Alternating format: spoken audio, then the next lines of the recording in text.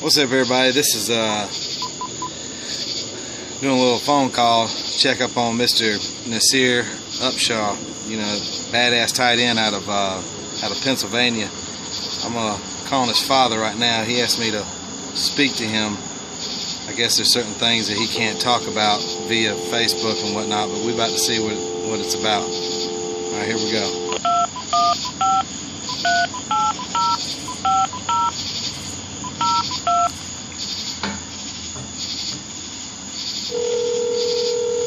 Here he is right here. What the fuck? Yo, Drake. Hello? Hey, what's up, man? Hey, this is David Drake. I know who it is, man. Yeah, I know. Yeah, I'm always switching numbers and shit. Yeah, I see. Yeah. We actually gonna stop down South Carolina next week. Oh yeah? Yeah, we're gonna go straight down to Tallahassee, and then 2 days, and then come back up South Carolina for 2 days, and then shoot out to Ann Arbor for 2 days, and come back. I mean, that's really the schools that's in the race, including Temple, but Temple around the corner. So, that's probably really the schools that's in the race. So, yeah, I'm gonna go just take a look at them and get a feel. I mean, lately, a lot of people think that it's Michigan that's recruiting in the hardest, and it's really Florida State that's recruiting in the hardest. But really, yeah, they actually had their tight end that he decommitted today. You talking about that big time guy, the 5-star? Isaac Nada. Yeah, the white kid. Yep. I'm surprised. I heard there's going to be some more decommitments coming from him because there's rumors that Fisher's going pro. Oh yeah? Yeah, the coaches, man, when it comes college coaches, they will lie their ass off when it comes to going pro. I mean, Spur did it,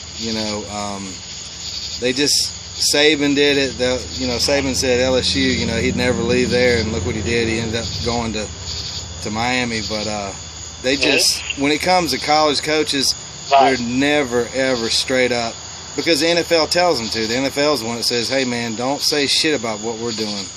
Right. But see, here's the thing. Like, I just got off the phone with Jay Harbaugh. Just got off the phone with him.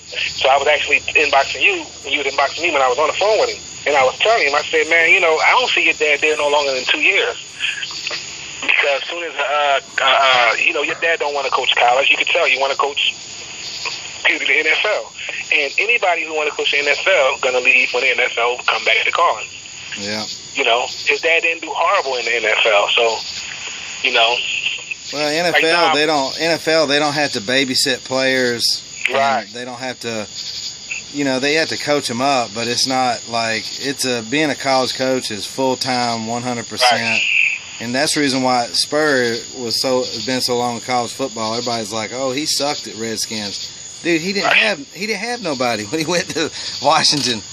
Right. He didn't have nobody, and then he noticed how the players were cocky and wouldn't listen to the coaches, and he's like, "Fuck that." Right. See, I like G.A. Mangus a lot. I'm not gonna. I like Steve Spurrier as well, but I know, I talk to G.A. Mangus, more than I talk to. Matter of fact, that's the only person I talk to, right? Just like the only person I talk to in Michigan is Jay, and the only person I talk to down Florida is Tim Brewster. So. I tell him all the time, you don't have to sell your head coach to me because my son ain't gonna be with the head coach. He's gonna be with you. You know what I'm saying? So, when I tell him that, I know who what's his name is, Steve Spurrier is. He's a legend. Yeah. And I know that people say that he's gonna leave South Carolina. I tell anybody he's gonna leave when he wants to leave. They're not gonna run him out of South Carolina. Well, Tennessee, Tennessee, they've been on our shit list for the past 2 years because they've been using, extremely negative recruiting tactics. Right. They told, I don't know if you remember this kid, Darrell Scott from North Carolina. He was running back. He ended up he didn't decommit. He signed on with Tennessee, and he said, "Fuck that shit," and took off and went to ECU? Well, I'm friends with this kid, and I said, what the hell did they say to you to make you, like, totally lose interest in South Carolina? And he said that Butch Jones himself told Darrell Scott that Spurrier was going to be leaving last season because Spurrier's wife had breast cancer. Oh, my God. Yeah. Butch Jones is a piece of shit, and it's funny because Tennessee fans are like, look to him like he's the next Messiah, like he walks on water. You know what I'm saying? Wow. They don't understand how much of a piece of shit he is. Spurrier tells you straight up, I'm not going to lie, he's not the type of guy that's going to sit there and hound and show up for all the home games and all that. He's never been known as like a great recruiter that just really nags players. He offers, he tells you what they had to offer. He lets his assistants do that for him because he's not just managing the football team. He's practically borderline the athletic director for South Carolina because he's the one that's getting all those athletic facilities and all that stuff around the stadium. That's all his work. He's the one that's like in their ears, so he's a busy man. And I can't wait to actually, next week is when everybody go, start back, get there real heavy. That's training camp really starts. So, and I can't wait to go down there because the last time I was down there, they was building a lot of new stuff, I believe. Or if they wasn't building, they was redoing a lot of new stuff. I think that they was redoing the training room. So I just want to get down there and see what everything, see what it look like now. Yeah, they're doing that new indoor facility. training Yeah, camp. yep. They're doing a lot there. A lot of people, it's funny because everybody thinks that South Carolina is just going to fall off the map when Spurrier leaves. And Spurrier made an oath when he came to South Carolina. He said, I promise you, when I leave, you're not going to be in a position like you were in the 80s. They've got the money and the facilities. I mean, I don't know. It's just a lot of negative recruiting going on because of him making that 2-3 year remark last year. And he was just joking. He wasn't even being serious about that. And you saw how bad the media keeps jumping on that shit. I mean, like we met the guy one time, and Pop talked to him a couple times on the phone. And at the end of the day, it's like it's still Steve Spurrier. You know what I mean? So it's like at the end of the day, that to him, winning means a lot, and to the fans, of course, winning means a lot. But to build an NFL player to me means more. Yeah. You know what I'm saying? And that's they didn't win that year. And then what's the guy name again? That plays for Houston now? Clowney. Yeah, Jadeveon Clowney. His little bitch ass. He ended up going to Houston. So. Yeah.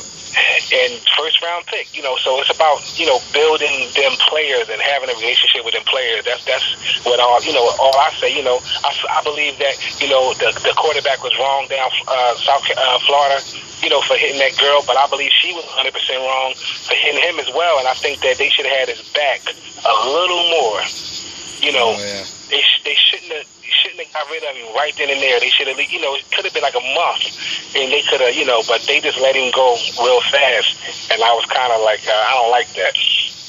Well, I know in South Carolina they have a no domestic violence policy, but at least we feel things out. They'll sit there and go, okay, they'll look at the case, they'll have their lawyers look at it and see if he's going to win or lose, just like Blackshear. Right. You heard about Blackshear, that badass defensive end that signed on with us last year? No, I ain't heard about what happened. He got damn locked up for going to this girl's house and stealing her damn safe and purse. And come to find out, that was his shit. This girl was just cop blocking on him, was mad because he hooked up with some other female and he didn't like that shit. I mean, she didn't like it. So she got his ass locked up. I thought for sure he was going to get booed off the team. But you know what? Spurrier let shit work out and to see how things work, and everybody knew it was bullshit, and he got thrown out. Now, if that had been Florida State, because of all the shit that's been going on, with Jameson, they have like a no, they're just cutting folks left and right if they fuck up. Yeah, and I need that. Wrong is wrong. Yeah. So, if he wrong, kick him off the team, do what you got to do. But I at least need you to pretend like you got his back. You know what I'm saying? Just for even if you know you're gonna cut him or whatever, just pretend like it. And if you can't do that, then I know that's probably not the place. But my son just wanted to take a look at it, and I'm like, I'm all for it. Let's go. Every summer we go for a nice drive. So it'd be nice to go for a drive down there, and then come back up the coast, and then hit up there, and then come home. The only thing I like about Florida State, and I used to live in Orlando.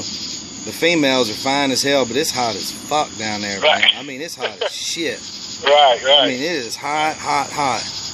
I'm talking about it's hotter than Orlando. It's like, and it don't even rain. Like, at least Orlando, you get, a couple of showers a day, to cool things off. Right. Down there, no.